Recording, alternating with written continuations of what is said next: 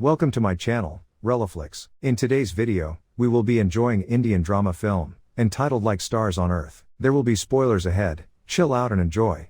Ishan, an 8-year-old with a lot of imagination, is well known among his friends as a troublemaker. Being the least successful student in his class, he fails every subject. He is in the second year of the 3rd grade, and based on his report card, he will need to repeat that grade once more. Yohan, his older brother, is a perfect student in contrast to Ishan. He plays tennis outside of class and will be competing in the upcoming interstate tennis competition. Ishan often gets into physical altercations with the neighborhood kids who bully him. One day, a kid's mother complains to Ishan's father, Nankishore, about his behavior. He has to make a humiliating apology to the kid and his mother. After they leave, he disciplines Ishan by knocking him to the ground. Despite loving his kids, Nankishore treats Ishan too harshly. Ishan's poor performance and inability to complete simple tasks, in his opinion, are the result of his laziness. Ishan's English teacher invites him to read a passage from the book at class the next day. He makes an effort, but hardly manages to form a word. The teachers assume he is a brat because he has trouble understanding the alphabet.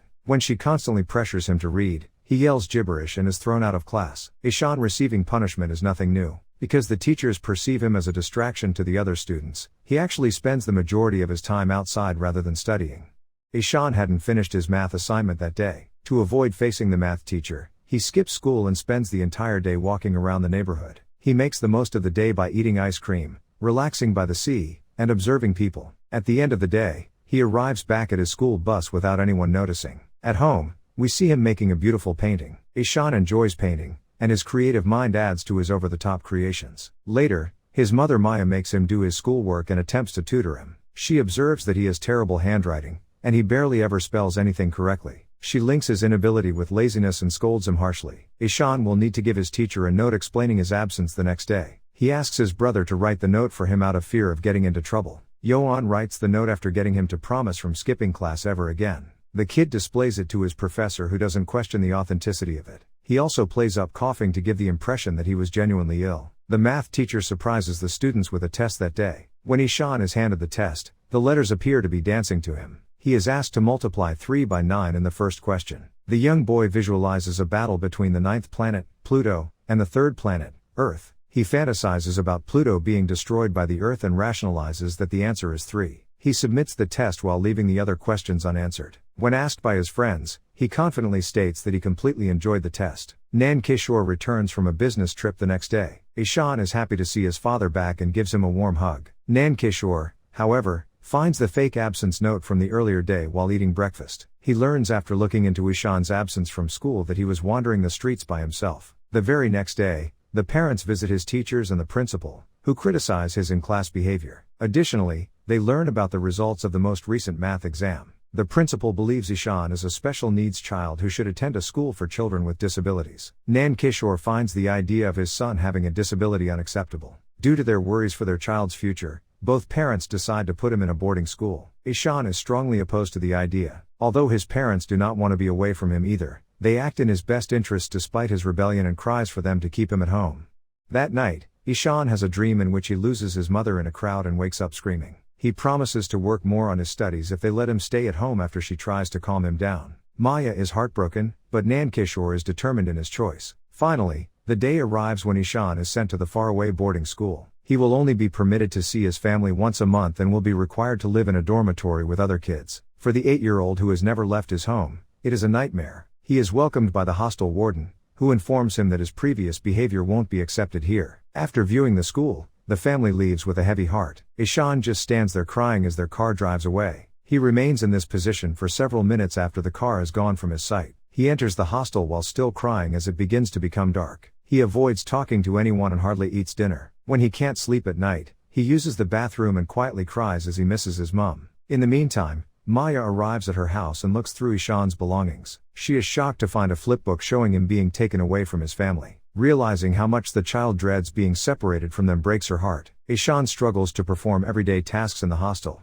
such as fastening his tie and shoelaces. His first day of class, Mr. Tiwari, the Hindi teacher, orders him to sit next to the top student Rajan on the first bench. Ishan is not normal, as the teachers soon notice. He doesn't pay much attention in class, and his art teacher physically punishes him for it. Nothing has changed from his past school behavior. He He is regularly removed from the classroom as a punishment and excluded from participating in any class activities. Over time, he becomes so frustrated that he begins ripping his books to pieces and throws away them in the trash. He gives up on attempting to get better grades and descends into a spiral of depression and self-hatred. After a month, when his parents finally meet him, he locks himself in a room and cries. He runs outdoors and makes several laps around the basketball court when prodded to rebel. To give him a break from his life at the hostel, the family checks him into a hotel for the night. Yoan offers him a gift basket full of painting supplies, but little does he know that Ishan has completely quit painting and has shut out his creative side.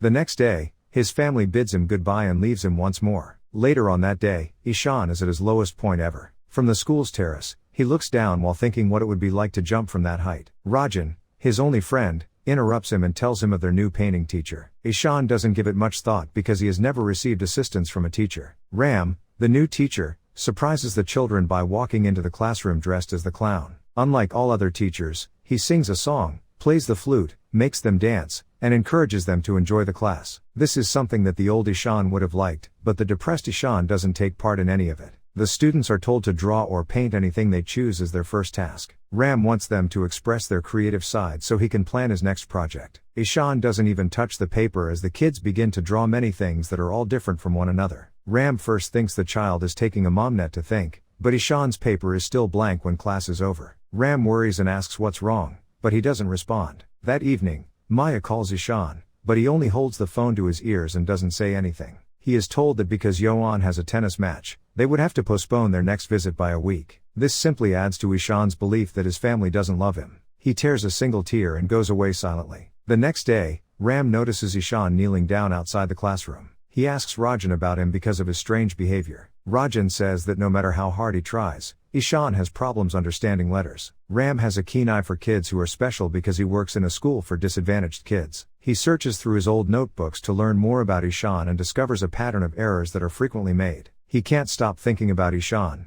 not even while working with the unique kids. He can relate to the kid because he once faced a similar issue. After a few weeks, he realizes what Ishan's real issue is and goes to his hometown to visit his parents. He is welcomed, and they allow him access to Ishan's bedroom. Ram is shocked to learn that Ishan once painted. He is even more heartbroken by the fact that the youngster's sparkle was lost as a result of the pressure placed on him. Nan Kishore belittles his son, saying that he hates studying and is lazy. In response, Ram shows to them the pattern in Ishan's mistakes. He frequently inverts the letters, as if he has difficulties identifying them. Even so, the father still links it to laziness, but Ram says explicitly that he is wrong. He says that Ishan suffers from a neurological disorder called dyslexia that makes it difficult for him to understand certain patterns, such as letters and words.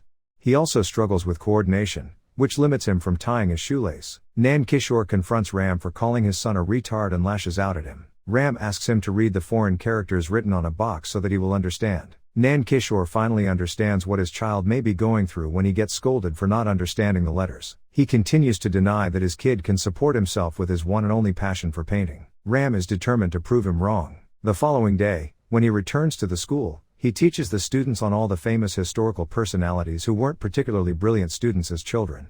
He uses actors, scientists, and philosophers as examples, which helps Ishan feel much better about himself. When Ram asks who invented the light bulb, Ishan answers for the first time in weeks, Thomas Edison. Ram notices the boy showing signs of learning. Later that day, Ishan is by the pond when he makes a working boat out of rubber bands and leaves. Ram is so impressed with the structure that he takes it home and uses it as decoration. Ishan's creative senses begin to return, but he still has a long way to go before learning to study like other children his age. Ram visits the school's principal one day and tells him of Ishan's problem. The principal suggests that they send him to a special needs school, but Ram is confident that Ishan can learn alongside regular students.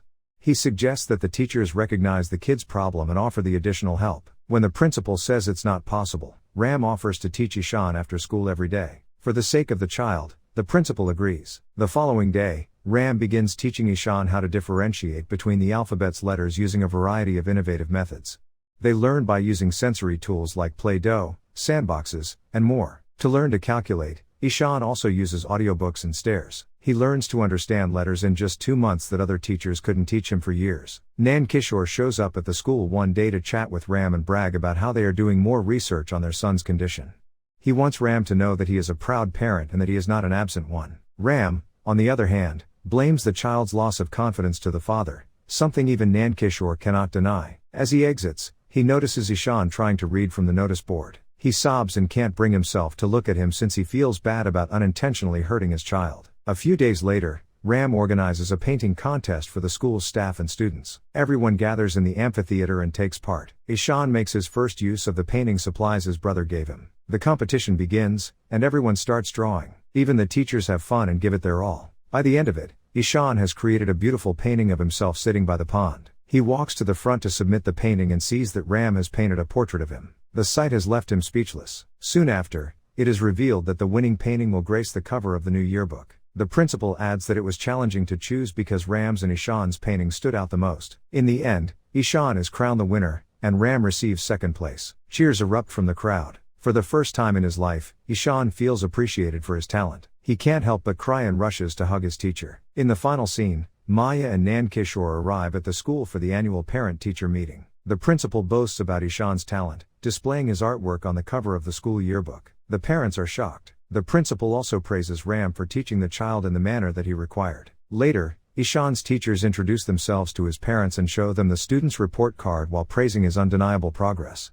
Outside, the pair watches their son play and sheds happy tears. Nan Kishore expresses gratitude to Ram for helping Ishan and apologizes for his behavior. Finally, Ishan bids Ram goodbye and leaves for a vacation to his hometown. Thanks for watching. Please subscribe to our channel to get notified whenever we publish the next recap. Till then, take care. See you next time.